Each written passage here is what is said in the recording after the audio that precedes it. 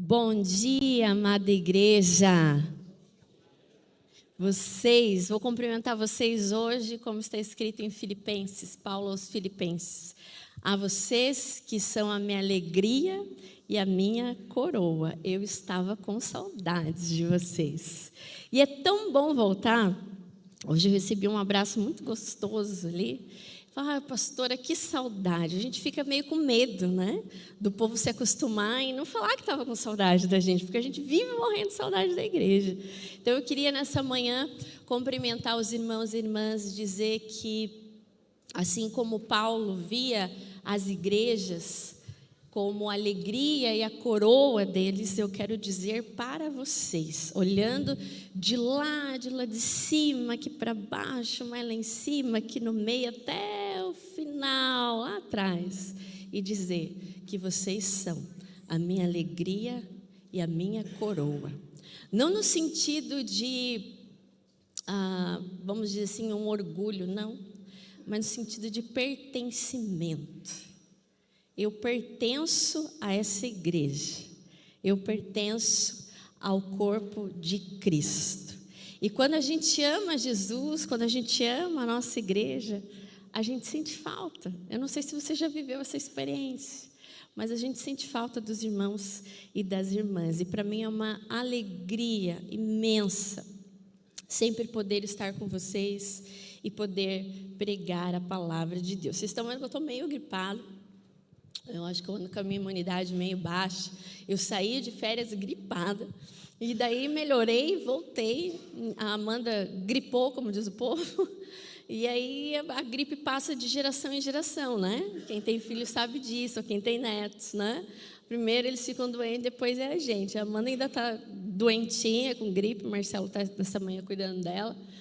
E ontem à noite até falei para o Juninho, falei, fica meio esperto aí, porque eu estava com febre.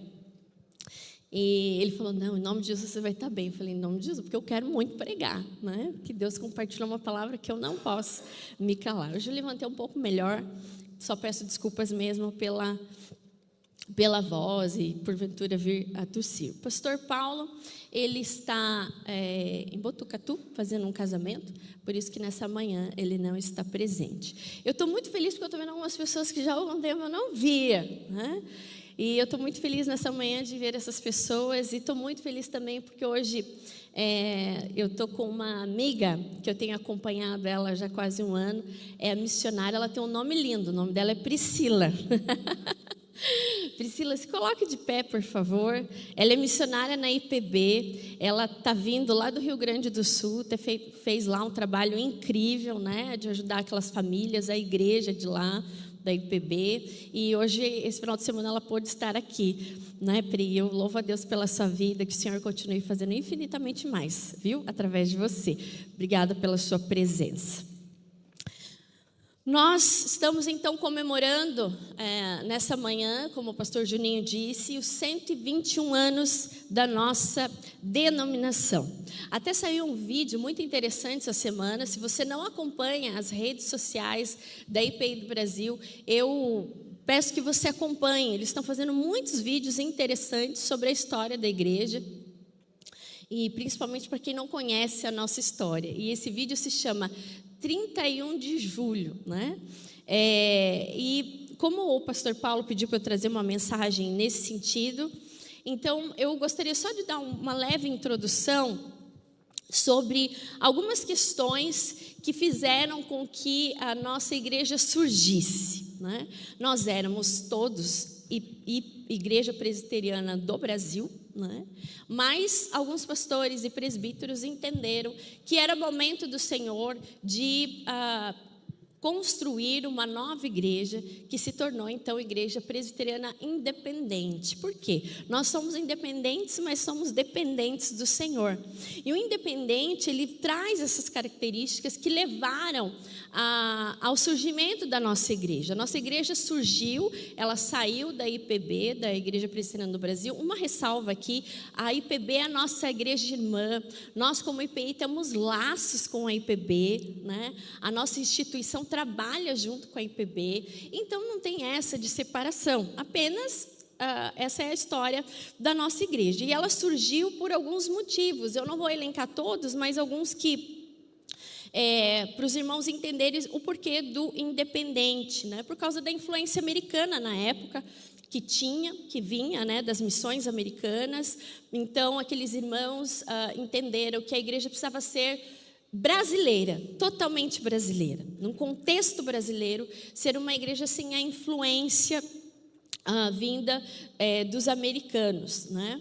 Eles ansiavam por uma igreja totalmente brasileira. A questão da maçonaria. A nossa igreja até hoje não aceita a maçonaria, porque entendemos que ela não condiz com a palavra de Deus. Eu não vou entrar aqui a fundo nisso, mas se você quiser saber depois o porquê, você pode vir perguntar para mim. E isso continua sendo algo que nós prezamos, que a maçonaria ela é incompatível com os princípios da palavra de Deus. Hoje, se for perguntar quais são as diferenças que temos com a IPB, é algo muito significativo. A IPB ela já deixou de compactuar também com a maçonaria, né? Ela se tornou uma igreja brasileira, mas ainda há algumas coisas teológicas que ainda nós pensamos diferentes e interpretamos a palavra diferente como os nossos irmãos. Mais uma vez, eles não deixam de ser os nossos irmãos por conta disso, né? Que é a questão da ordenação feminina, de termos diaconisas, de termos presbíteras e de termos pastoras, né? Essa é a nossa diferença hoje com a IPB. Mas quando nós estudamos a história da nossa igreja, algo lindo também que nós não podemos deixar de mencionar. Primeiro, a fidelidade à palavra de Deus, a interpretação à palavra de Deus. Como aqueles irmãos foram iluminados com discernimento de entender que certas práticas não condiziam com a palavra do Senhor e por isso não dava mais para continuar daquele jeito. E eles foram movidos então pelo Senhor para fundar a IPI do Brasil. E ela ganhou nos seus primeiros anos um apelido muito carinhoso que se chama a Igrejinha dos Milagres. Que coisa linda! É saber que a nossa igreja, desde o seu nascedouro, recebeu esse apelido carinhoso como a Igrejinha dos Milagres. Mas aqui os milagres não tem a ver com aquilo que muitas igrejas aí pregam sobre milagres. Ela se tornou Igrejinha dos Milagres, sabe por quê? Porque ela era pobre. Ela não tinha recursos financeiros. E Deus começou a se mover poderosamente na vida daquela igreja que nasceu com tão poucas pessoas. Ela, em menos de um ano, atingiu um número de pessoas exponencial. A igreja começou a crescer. E então eles começaram a ver o mover, os milagres de Deus na salvação do povo, porque o povo pregava o Evangelho. E o Evangelho é o milagre de Deus na vida daqueles que são salvos. Às vezes nós temos a concepção que milagres são apenas alguns, né? Saúde, uma grande vitória. O povo viveu o que a igreja primitiva viveu no início em Atos, quando Deus ia acrescentando os salvos. Uma igreja pequena, uma igreja pobre de recursos financeiros. A partir do momento que ela saiu na coragem, na ousadia. E Deus, em todo o tempo, foi fiel à sua igreja. E assim Deus continua acrescentando aqueles que estão sendo salvos na nossa igreja. Eu sou muito grata à IPI do Brasil, e nós não podemos esquecer da nossa história. Eu sou muito grata à IPI do Brasil. O pessoal fala, né? Eu nasci na IPI do Brasil, né? Eu, de fato, nasci na IPI do Brasil, né? Meu pai é pastor jubilado e eu aprendi a amar essa igreja. E eu amo muito a IPI do Brasil e por onde eu vou, não só a instituição, mas como também a nossa igreja, vou falar um pouquinho disso, de pertencer a essa igreja histórica, a essa igreja séria, a essa igreja que não tem do que se envergonhar e que procura manejar a palavra de Deus com ousadia e fervor. No contexto, então, que nós vivemos de milagres, ser chamada a igrejinha dos milagres, nós não podemos esquecer disso, porque nós vivemos a banalização dos milagres de Deus no sentido de comércio. Mas o milagre, ele não pode ser vendido. O milagre não pode ser negociado. O milagre não pode ser tido como barganha. Milagre não se vende, nem se negocia, nem está atrelado a qualquer tipo de coisa determinada.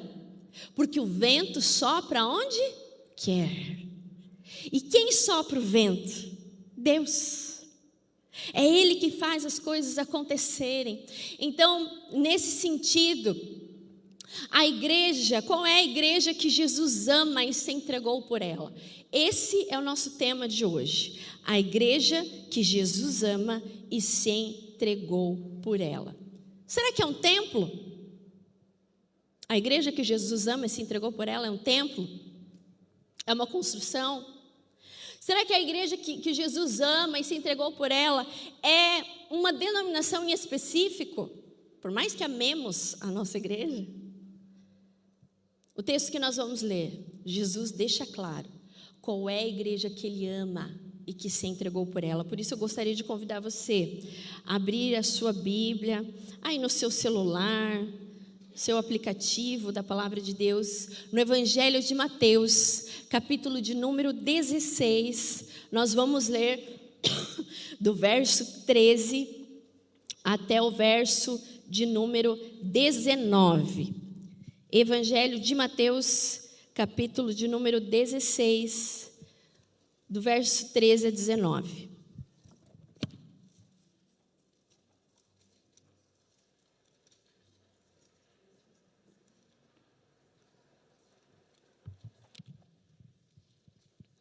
Eu vou ler na Nova Versão Transformadora.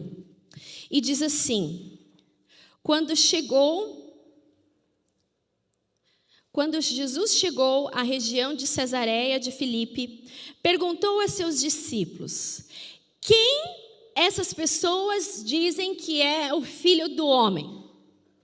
Eles responderam: alguns dizem que o Senhor é João Batista, outros dizem que é Elias, outros ainda dizem que é Jeremias, ou um dos profetas. E Jesus então pergunta: E vocês? E vocês? Quem vocês dizem que eu sou? E então Simão Pedro respondeu: o Senhor é o Cristo, é o Filho do Deus vivo. E então Jesus disse: que grande privilégio você teve, Simão, filho de João. Foi meu Pai no céu quem lhe revelou isso. Nenhum ser humano saberia por si só.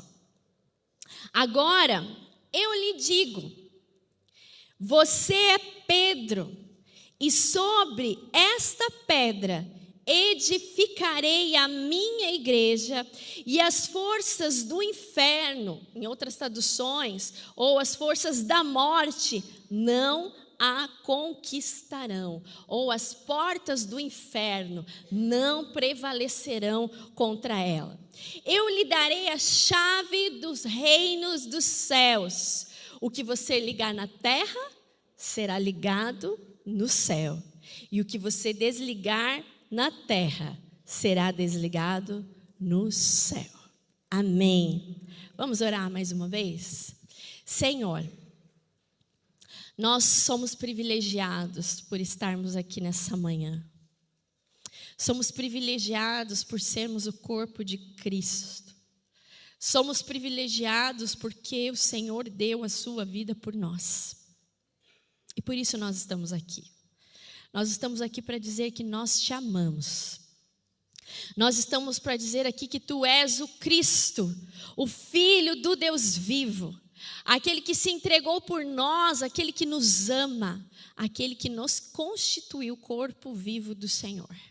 E nessa manhã nós pedimos: Santo Espírito de Deus, sopra o teu vento nessa manhã. Segredo ao nosso ouvido e ao nosso coração a tua palavra. E como está escrito, ó Deus, que as palavras dos meus lábios e o meditar do coração sejam agradáveis a ti. Em nome de Jesus. Amém. Aqui acontece uma declaração de fé. Pedro está fazendo uma afirmação poderosa, dizendo quem era Jesus. A igreja que Jesus ama e que se entregaria por ela, em primeiro lugar, nós observamos aqui nesse texto, é que essa igreja sabe a sua identidade. Ela sabe quem é o seu Cristo. Ela sabe quem é o seu Deus. E é conhecido por esse Cristo. Por isso essa declaração de fé de Pedro é tão importante, tão relevante para os nossos dias. Quem é Jesus? Ele revela então, Pedro revela então a sua identidade. A identidade do discípulo, a quem ele segue. Mas Jesus faz uma pergunta, olha, quem que o povo diz que eu sou? É como se Jesus estivesse querendo saber as novidades. O que andam falando de mim por aí, meus discípulos? E então, eles falam, olha, alguns falam que você é Elias. Outros falam que você é João. Outros falam que você é Jeremias. E outros... qualquer um dos profetas. Eu acho que foram tantas palavras que tentavam encaixar Jesus, menos como o Messias, o Filho enviado para salvar. Por isso essa mensagem é relevante nos nossos dias, para a nossa igreja, que é uma igreja séria, comprometida com a palavra de Deus, e que continuemos assim. Porque há muitas igrejas e há muitas pessoas que acreditam em Jesus, mas não sabem dizer quem Ele é. Ele de fato é aquele que se entregou por mim. Jesus é aquele que domingo eu vou na igreja. Jesus é aquele que historicamente se acha na Bíblia, que dizem ser a palavra de Deus. As pessoas muitas vezes não sabem quem é Jesus. Não sabem dizer quem é Jesus. Não sabem a sua história. Não sabem a sua missão. E por isso não sabem a sua identidade. A igreja que Jesus ama e se entregou por ela é o que ele está falando aqui para Pedro. Olha, você é privilegiado. Em outras traduções, você é bem-aventurado, você é feliz.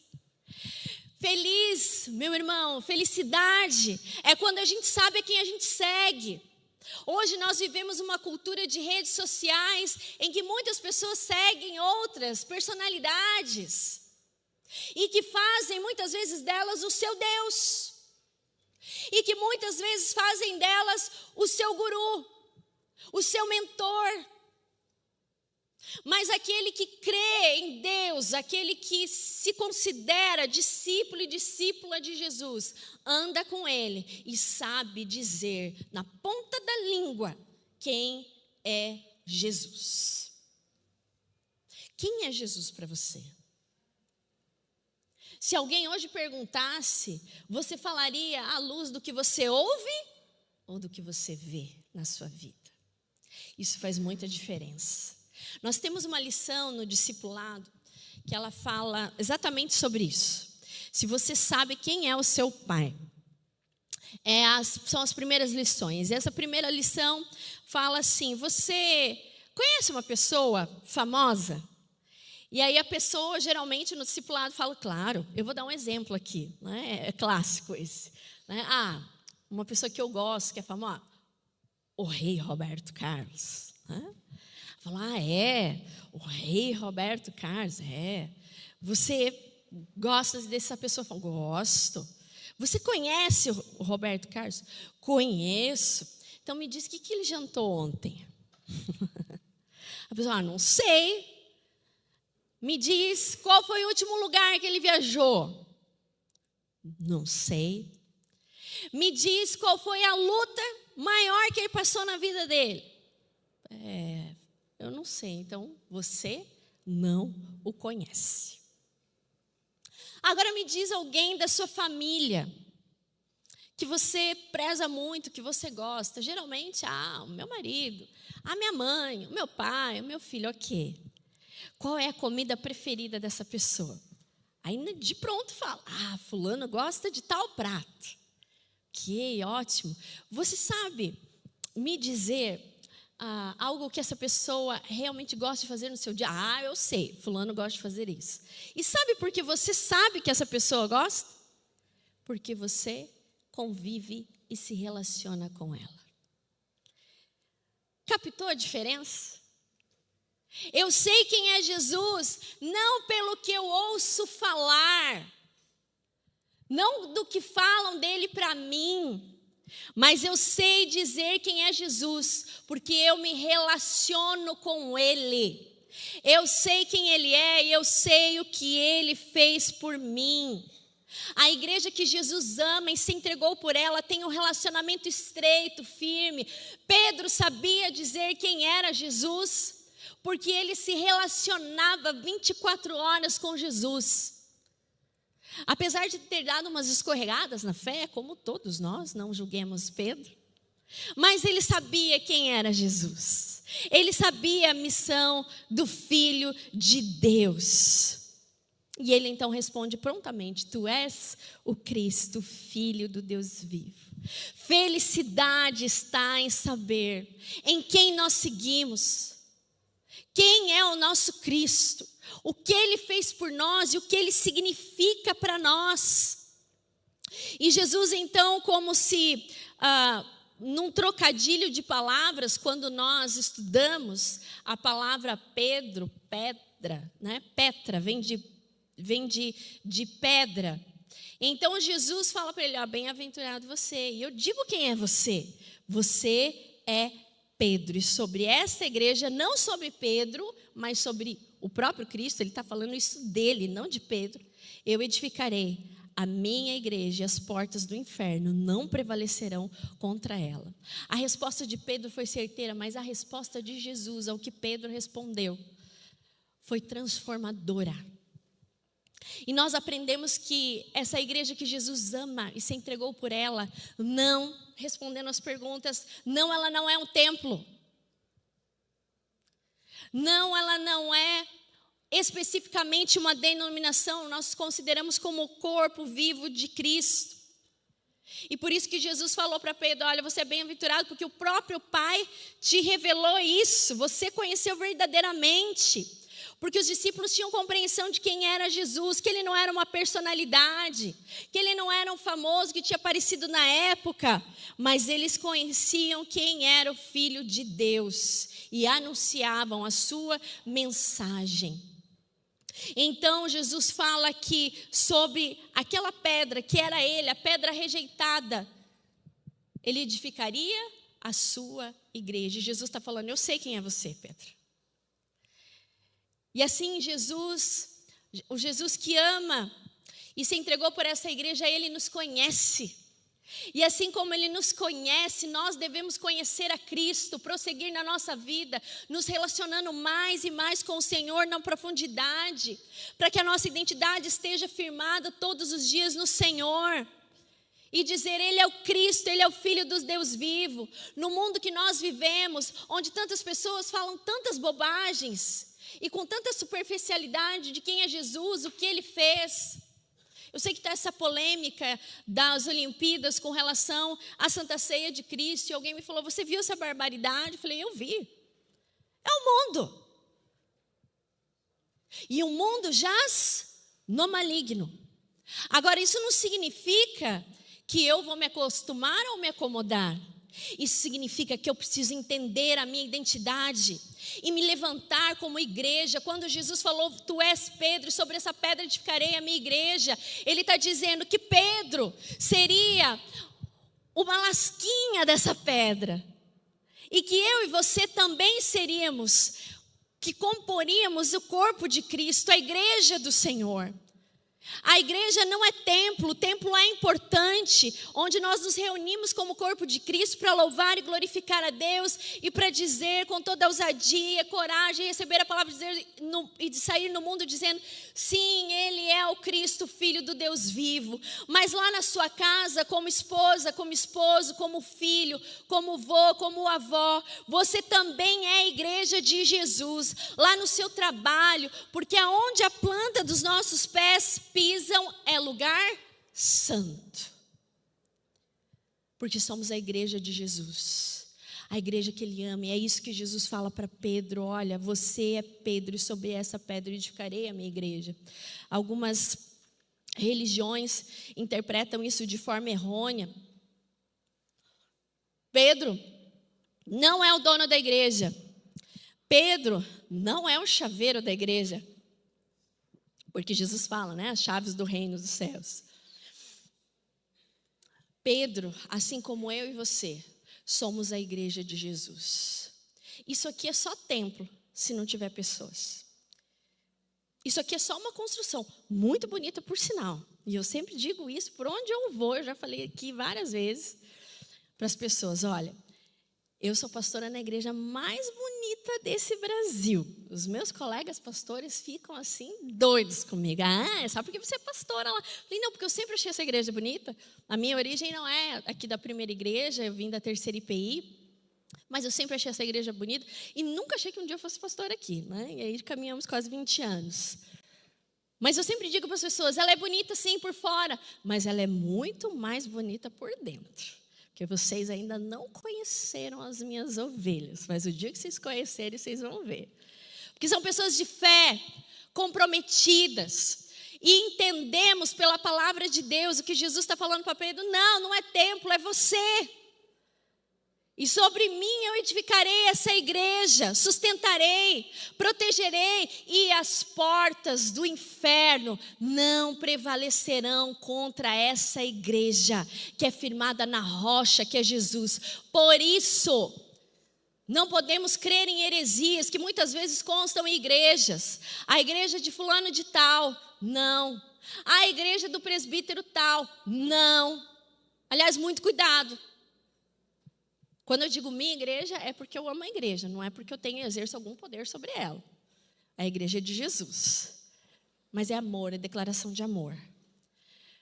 Cuidado com ministérios que vão com o nome de pessoas. Jesus aqui detona tudo isso.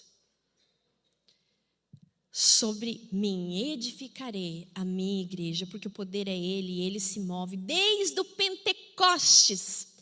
A graça, o poder do Senhor se manifesta na vida da igreja. E quando os discípulos e discípulas, homens e mulheres, foram tomados pelo avivamento do Pentecostes, eles entenderam que eles eram a igreja. E que eles deveriam sair e proclamar o Cristo, o Filho do Deus vivo. E Pedro faz isso de uma maneira maravilhosa.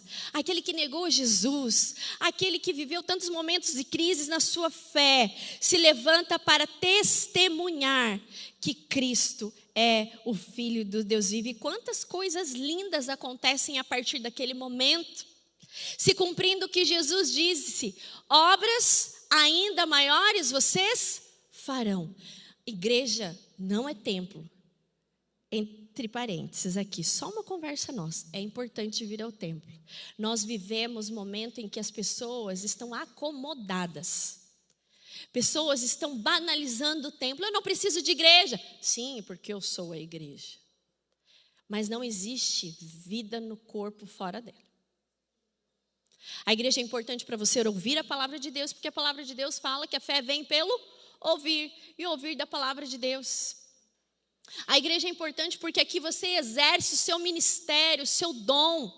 Você se relaciona com pessoas, você tem uma família, você é fortalecido. Pessoas oram por você, você ora por pessoas.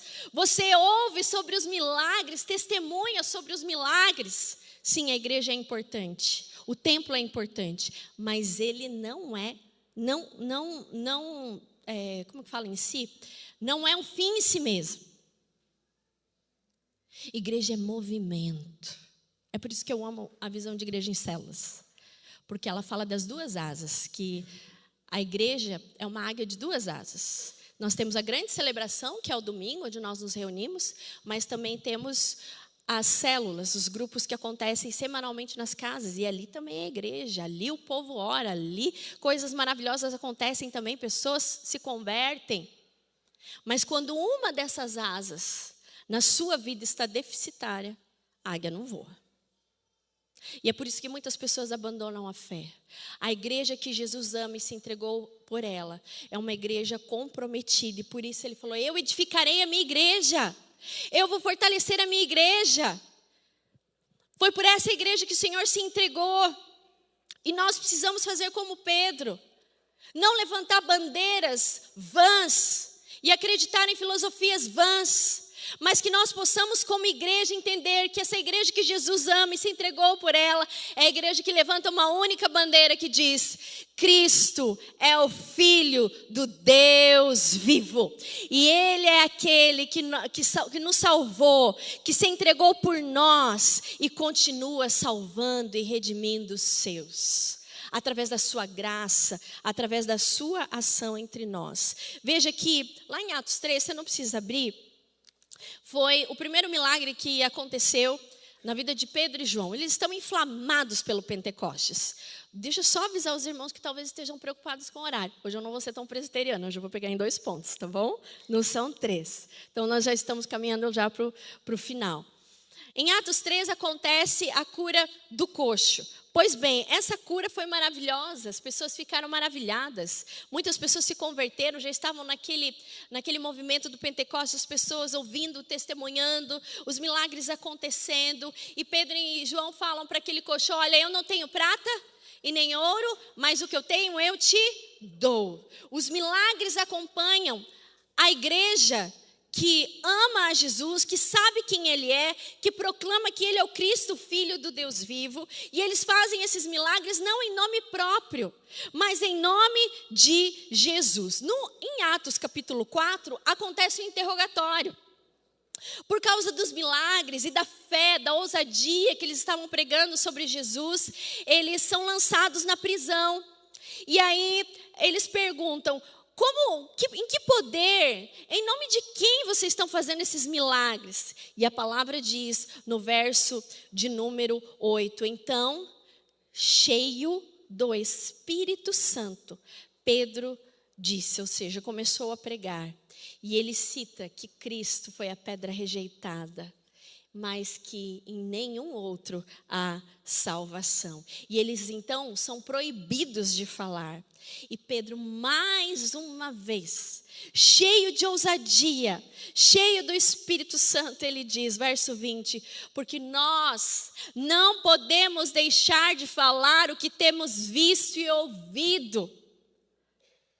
E mesmo recebendo ameaças, eles continuam a testemunhar e o povo glorificar a Deus. Nós precisamos resgatar esses princípios, meus irmãos e minhas irmãs. Não se cale. Perseguições vão ter piores, como diz a palavra do Senhor. Esse é o princípio das dores. Por isso que é importante você saber quem é Jesus. Quem é o seu Deus? Quem é você no reino de Deus? Um simples admirador de Jesus, ou um discípulo verdadeiro, que mesmo diante das ameaças, que mesmo diante dos momentos difíceis, você continua a proclamar e a pregar a mensagem do Evangelho. Eu conheço Jesus, e Jesus é o Cristo, Ele é o Filho do Deus vivo, porque essa autoridade está sobre a igreja. Quando Jesus fala a Pedro que ele edificaria a sua igreja, Jesus está dando autoridade a Pedro e a todos nós para a proclamação do Evangelho.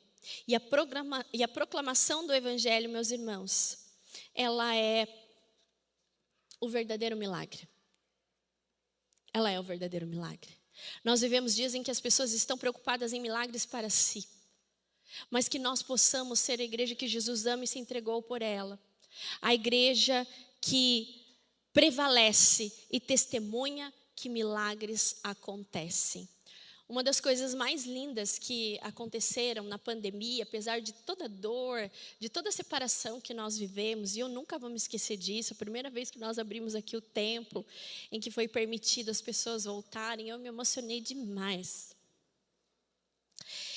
E ali, logo esse texto fez muito mais sentido para mim. As portas do inferno não prevalecerão contra a igreja do Senhor. Pode vir pandemia, pode vir perseguições. A igreja em Atos crescia por quê? Porque havia perseguição.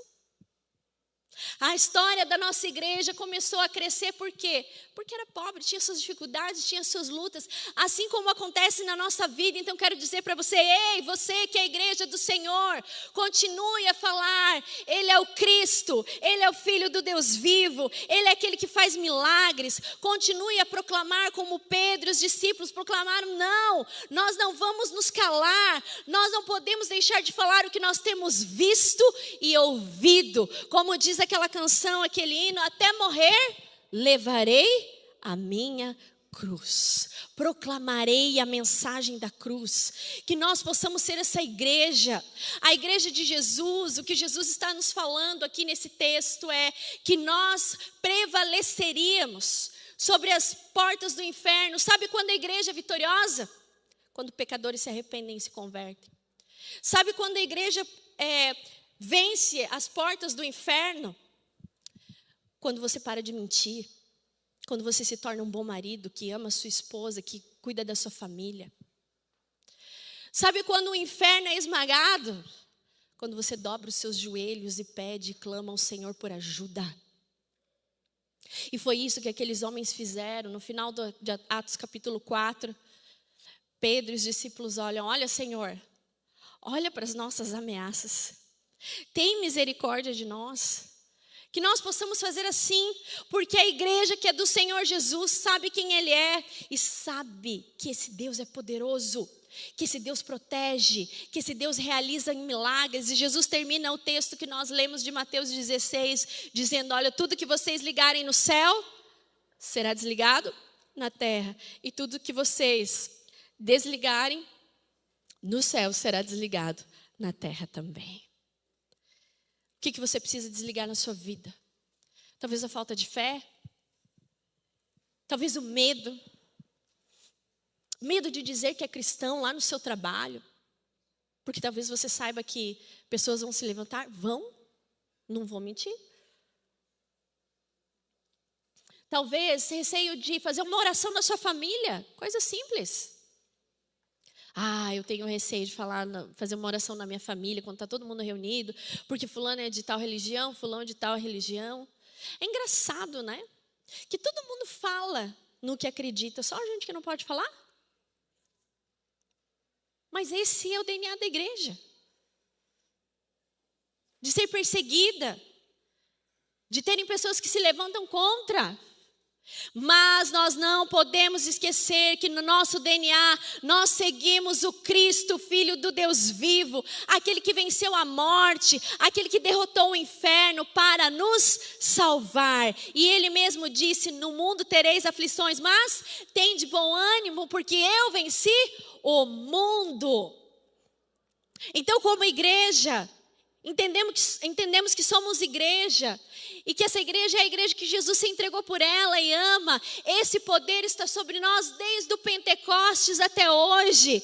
Então não nos calemos, não tenhamos vergonha, mas nos levantemos como igreja vitoriosa, que proclama a pedra angular, aquela que está firmada, aquele que é o Senhor das nossas vidas, porque essa autoridade está sobre nós.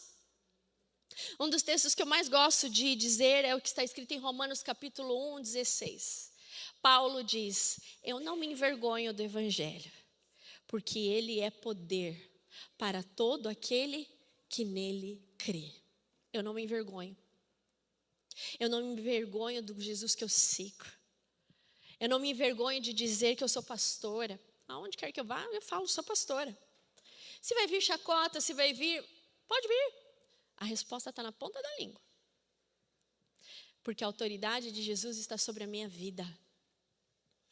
E eu não posso ter vergonha daquele que se entregou e deu a vida por mim. Então quero dizer para você hoje nessa manhã, você é a igreja que Jesus ama.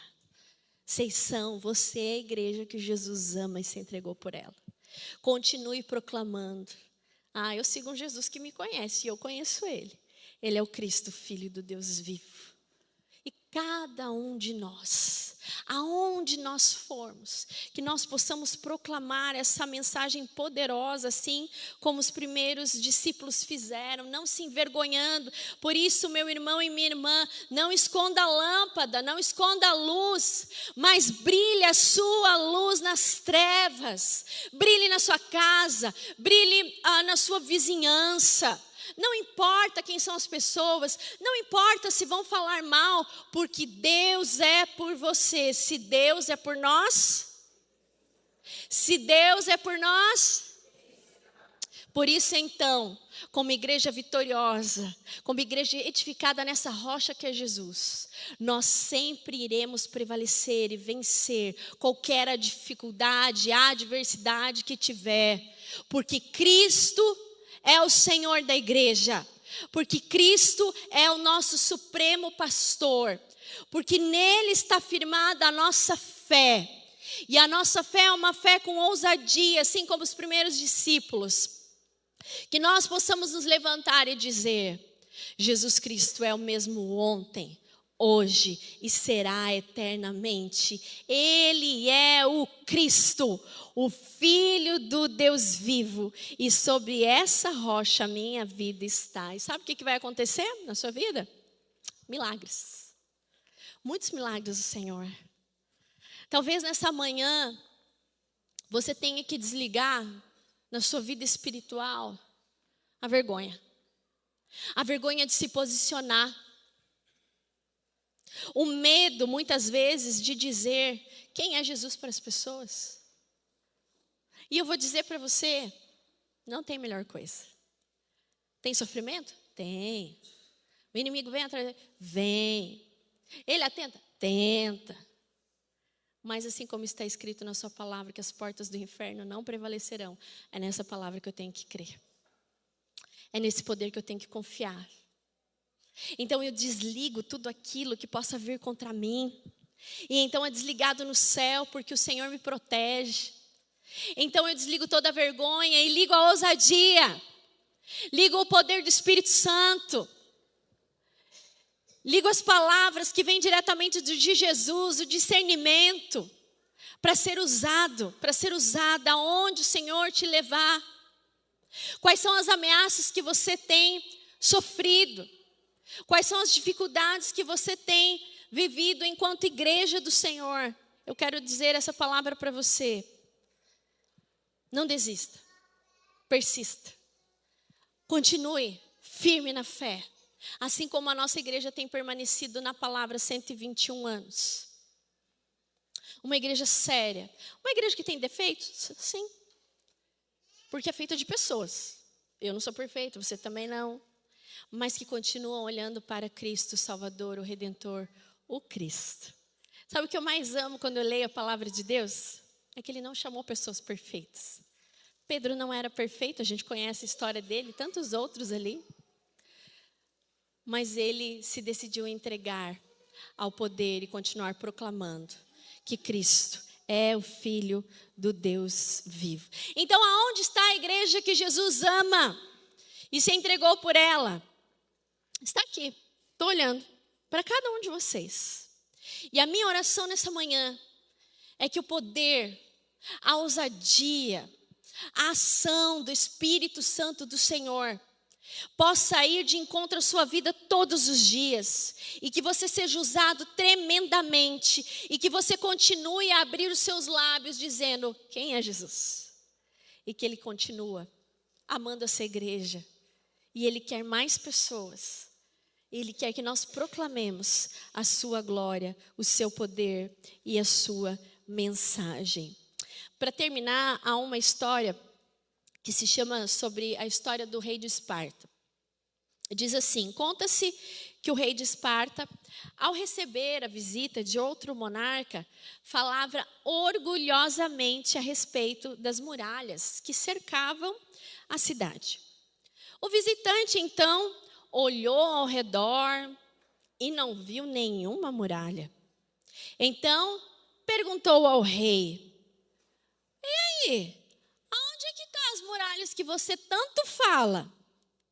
O rei, então, apontou orgulhosamente para sua guarda pessoal, formada por guerreiros valentes, e disse: estas são as muralhas de Esparta. Cada uma dessas pessoas é um bloco de pedras. Trazendo para a mensagem de hoje, aonde está a igreja de Jesus? Jesus é esse rei que diz: olha, olhando para cada um de vocês, a minha igreja é você. É a igreja visível, é a igreja movimento, é a igreja que faz diferença, é a igreja que não se cala, mas é uma igreja poderosa e vitoriosa, em que nem as portas do inferno são capazes de destruí-la. Amém? Se algo tem vindo contra a sua vida, meu irmão, minha irmã, continue firme. Continue proclamando. Ele é o Cristo. Ele é o Filho do Deus vivo. E eu sou a igreja de Jesus, que Ele ama e que Ele se entregou por mim e por cada um de nós que compomos, então, o corpo vivo de Cristo. Amém? Vamos nos colocar em pé. Que nós possamos dizer como esse hino: com valor, sem temor, por Cristo. Ficou fraco. Vou começar a pregar de novo.